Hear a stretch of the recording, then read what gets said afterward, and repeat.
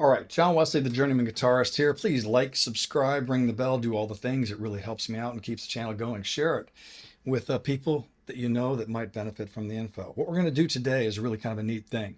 I had my friend Jonathan Bird from Blue World TV out, and he was doing some filming, and he did a really neat thing. He walked out in front of the stage at the beginning of Soundcheck, captured a little bit of that on film. Then he walked backstage, captured a little bit of what the silent stage would sound like on film.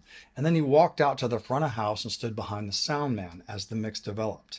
Now, here's some caveats. Number one, we're using a DJI camera. So all the audio you're hearing is through the camera microphone. So it's not spectacular. I'm not expecting stereo, magnificent audio here, but you can hear the differences of everything that's happening. Number two, this is a sound check. So the band is just getting it together, just starting to kind of put everything together. So don't expect an energetic stage show with, cool black clothing and all the stuff. It's the middle of the day. We're just pulling it together, trying to make it all work. This was the very first song of the sound check. So what you're hearing is the actual very beginning of the sound check. Basically, Mark pushes the faders up, gets everything in the mix a little bit, and then he starts to work on the drums. And this is very important because a lot of people are going to go, oh gosh, silent stage isn't this and that because I can't hear the guitar and all that, blah. It's the first few minutes of the mix. You're going to hear a little bit of guitar. You're going to hear a little bit of vocals. But what Mark is dialing in from the very instant we start the sound check is the kick drum. He starts working on the kick drum. Then he builds the rest of the mix of the kit around the kick drum.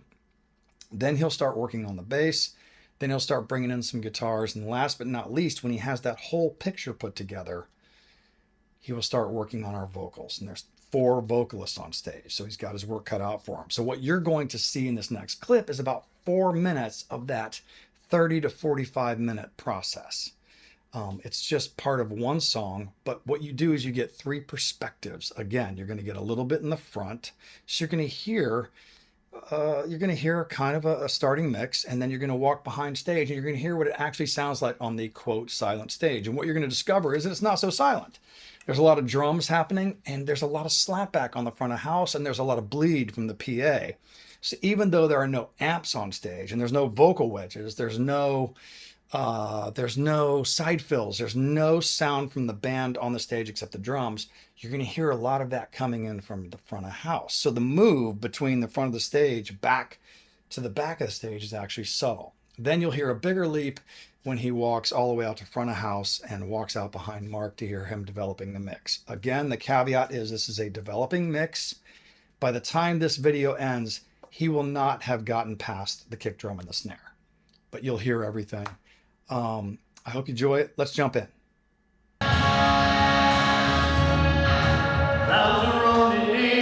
Okay, what you're hearing now is a scratch mix. This is the beginning of the sound check. We've been going about a minute or 2 at this point. There's some vocals, some guitars, some bass. Everything's in the mix, but right now the sound man, Mark, he is working on dialing in the drums.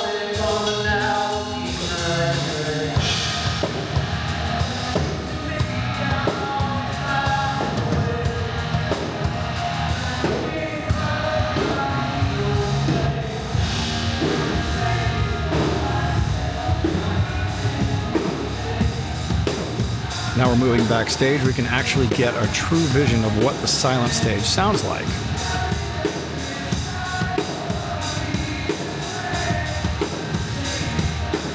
What you're hearing is a lot of drums.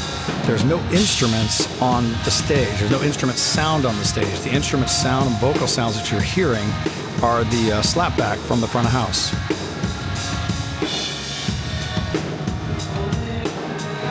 So the stage is not, quote, completely silent, but what isn't happening is we don't have amps blowing into the microphones, sending that extra noise into our ears and into the front of house, and it allows for a cleaner mix and certainly a cleaner in-ear mix.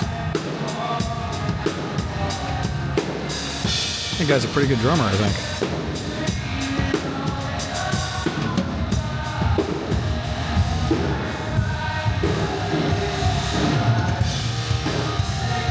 Now we're walking out front. You'll start to hear the front fills a little bit. They're starting to be brought in.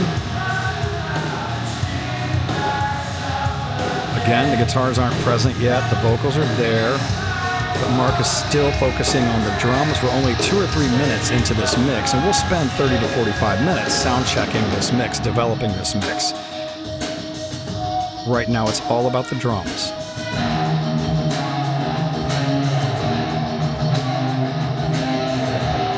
Now that we're right in front of the PA and you've got the full PA speakers going, we're going to roll over to Mark, working on the Yamaha console. Again, he's focusing on drums. The faders that he has under his hands right now, those are all drum faders. He builds the mix around the kick drum. This still sounds really good, even though he's just dialed it up. And look at the time, we're 3.5, maybe 4 minutes into this mix. He'll spend the next 40 to 50 minutes working on the full mix. Sailors never left, they knew the weather. They were found, they were having drinks together. Bound from the morning to the grocery, and the Indians all around still And then everything together.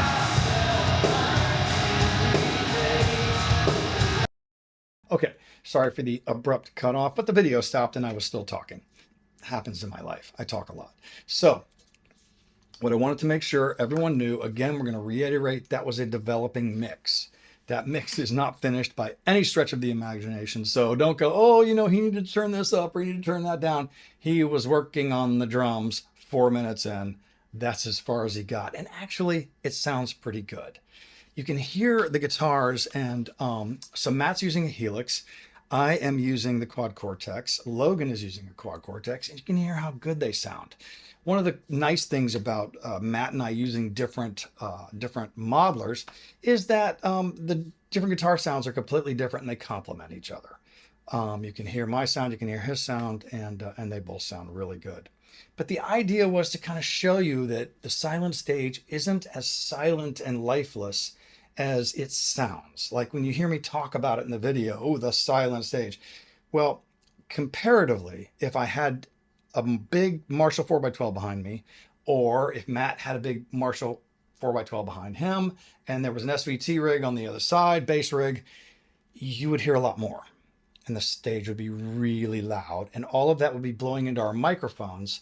And so, like, for example, Matt's singing, Mark's trying to get a super clear vocal performance to cut through the mix. At the same time, his guitar amp's blowing into his microphone. Then you have to deal with both of those things, and it makes it a little more difficult. Also, in our in-ears, it makes it a little more difficult to get the vocals up above the rest of the mix. When we have the quote silent or not so silent stage going, I think that's the title of the video, the not so silent stage.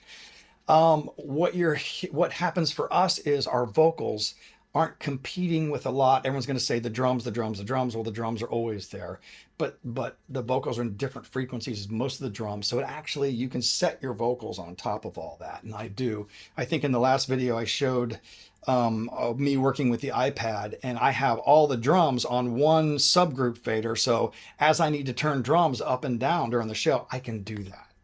So I guess what I'm trying to say is, even though the silent stage is the name, it's a not so silent stage, but it is quieter, cleaner, and easier to use than having amps on stage. Caveat again, I love amps, and there's certain situations when I'm going to use an amp. And we're going to talk more about that in the future, because the needs of the show, the needs of the band, the needs of the songs are different. I'm entering into another project that's going to start next year, where for me, and here's a little hint, I'm going to need an amp. I'm the only guitar player, and the type of venues, some of the venues that we're going to be doing, and the type of feel that we want to create on the stage is really going to require me to go old school and bring an amp out, and I'm going to get into that more later. Anyway, I hope you enjoyed this, and I hope you got a better idea of how this all works. I am John Wesley, the Journeyman Guitarist. Please catch me out there with Vertical Horizon. I have some albums out. Please check those. If you just scroll down the YouTube page, you can find a whole lot about my past career. Old videos from when I was with Porcupine Tree and Big Elf, and some solo stuff. And, you know, I've got a whole 40-year catalog to look into. So anyway, I'm going to let you go. Thanks again. Journeyman Guitarist, signing out.